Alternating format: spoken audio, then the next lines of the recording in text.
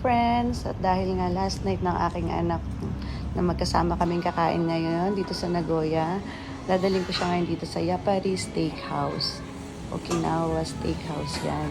At dahil gusto nga niya ng steak at mga karneng ganyan, time yung mga yan. So, bibigyan ko siya ngayon ng masarap na steak. At ayan na nga siya, pang happy na siya, di ba? Kasama yung pang aking utol, yan si Brad.